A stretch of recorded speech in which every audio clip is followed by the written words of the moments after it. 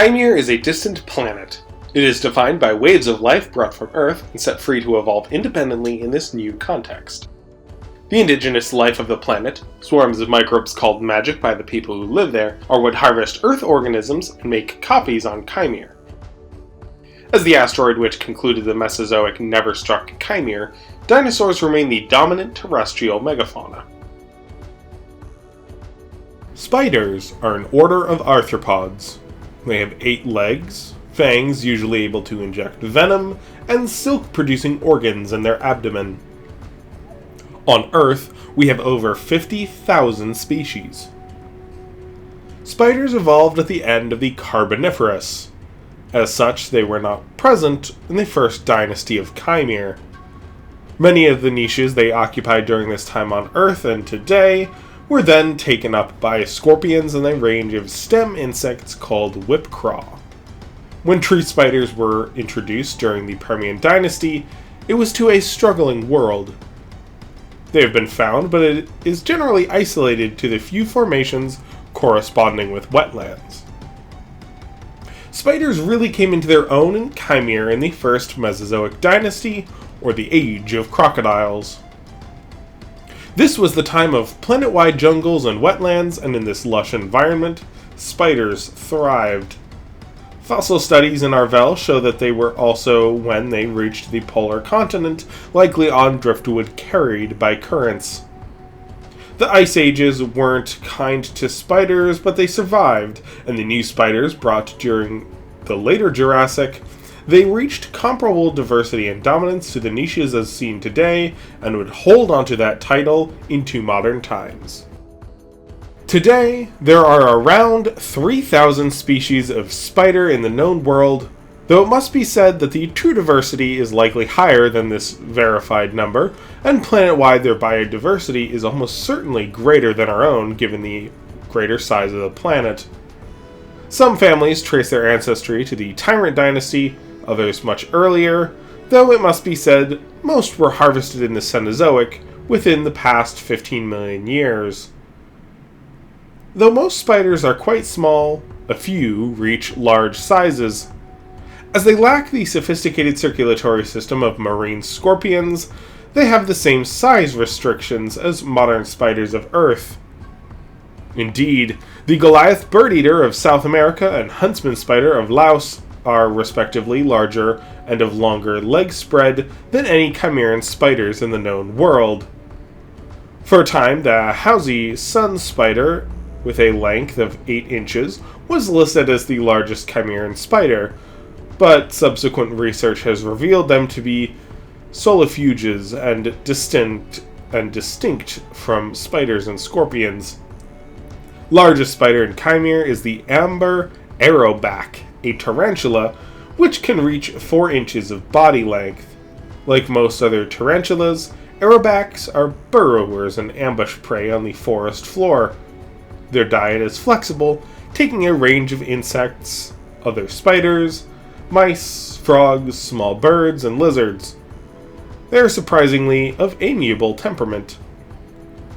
Their great size, coupled with a relaxed disposition, makes them quite popular show pets, and they easily frighten audience with little danger to the handler, and are even willing to let strangers pet them, albeit gently. As on Earth, huntsman spiders hold the title for longest leg span. Though they don't reach the full 12 inches of width the giant huntsman of Earth can achieve, the 10-inch span of the Telmeid huntsman is nothing to dismiss. They dwell at the entrances of caves, and while they mostly hunt insects and other spiders, they will take on small bats, lizards, and mice when available. Unfortunately, sellers are also quite comfortable, leading to a strong dislike of this spider. Though quite frightening to stumble upon, its venom is not dangerous to people. The same cannot be said of the Talmud fiddleback, which occupies similar spaces.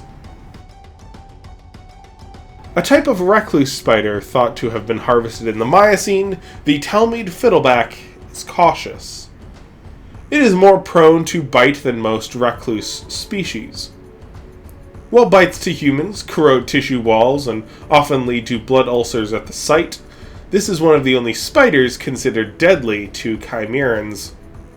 Rare for spider toxin, its venom also attacks magic cells, preventing their accelerated healing at this site. As more magic floods to the area to try and heal the host, more is killed.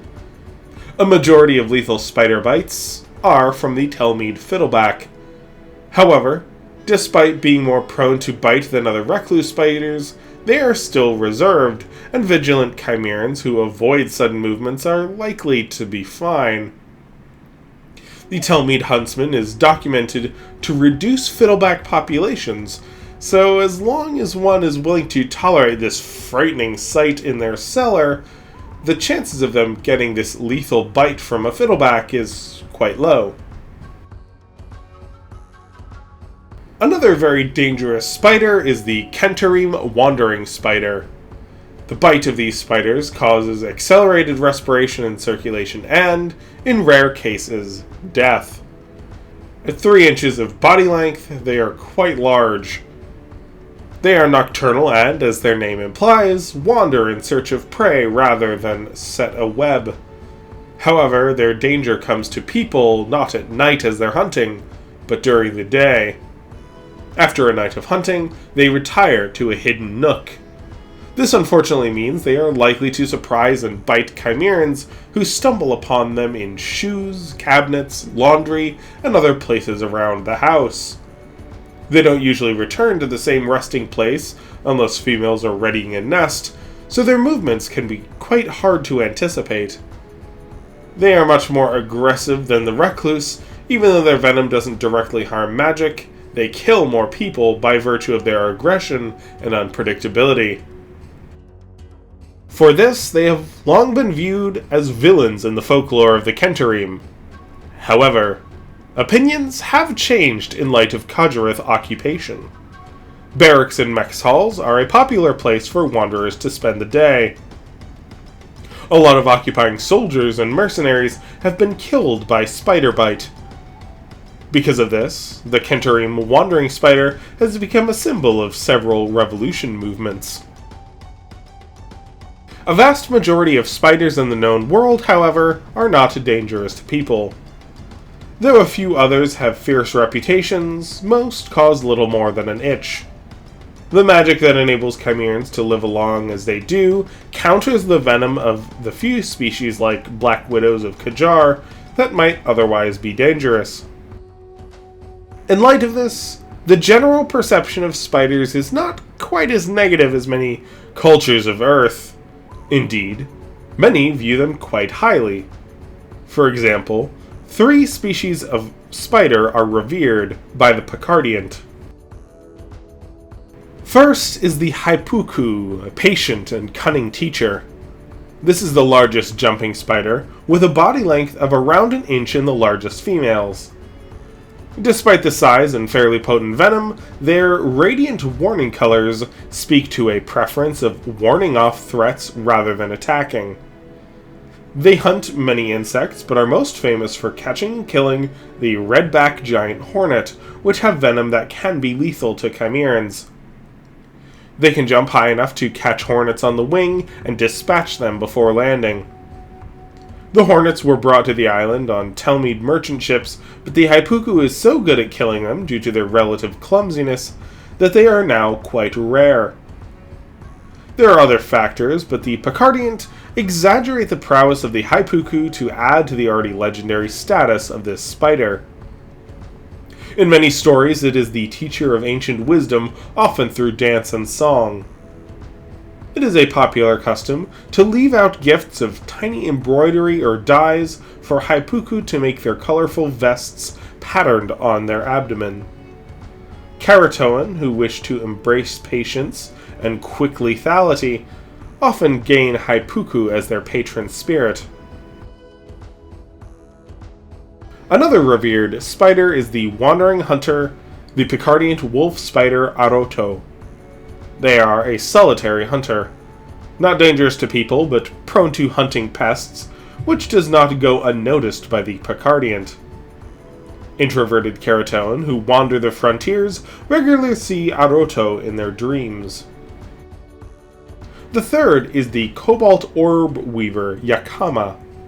A patron of craftsmen, the complex webs of this spider are a sight to behold. Yakama's looms are sometimes set up to attract these spiders, making their brilliant webs near a village, and even without a spider, this has become a symbol of weavers and other craftsmen. Not all mythical opinions of spiders are so positive, of course. The first children and witches during their age of dominion were both quite fond of spiders. Spiders with magically enhanced venom were formidable tools of assassination.